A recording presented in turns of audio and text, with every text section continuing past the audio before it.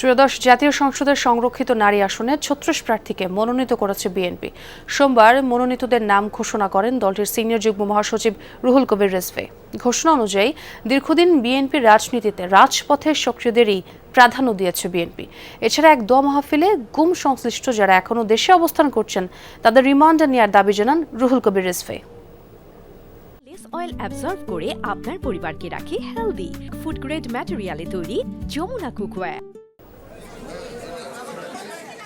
গত কয়েকদিন সংসদের সংরক্ষিত নারী সম্ভাব্য প্রার্থীদের পদচারণায় সরগরম ছিল বিএনপির গুলশান কার্যালয় প্রাঙ্গণ। ৩৬ আসনের বিপরীতে সাক্ষাৎকার নেওয়া হয় প্রায় ৯০০ মনোনয়ন প্রত্যাশীর। সোমবার চূড়ান্ত প্রার্থী তালিকা প্রকাশ করল বিএনপি। সকালে নয়াপল্টনে দলটির কেন্দ্রীয় কার্যালয়ে বিস্তারিত জানান প্রধানমন্ত্রীর রাজনৈতিক উপদেষ্টা ও সিনিয়র যুগ্ম মহাসচিব অ্যাডভোকেট রুহুল কবির রিজভী।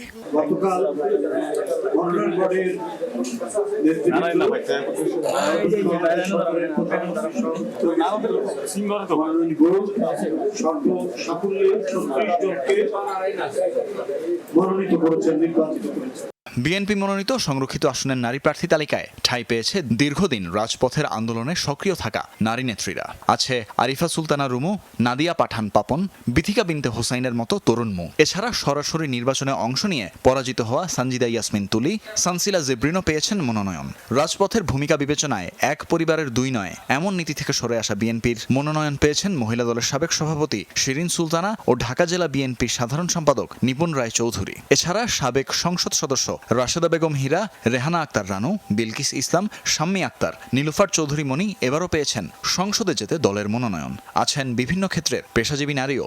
গুম অধ্যাদেশ বাতিল করা হয়েছে, নিশ্চয়ই এই গুম অধ্যাদেশের মধ্যে অনেক ফাঁক ফোকর আছে। ভবিষ্যতে কোন সরকার আসলেও এই নিষ্ঠুর পন্থা, এই অমানবিক পন্থা অবলম্বন করে তার বিরোধী প্রতিপক্ষকে পৃথিবী থেকে, দুনিয়া থেকে অদৃশ্য করার কোনো সুযোগ না পায়।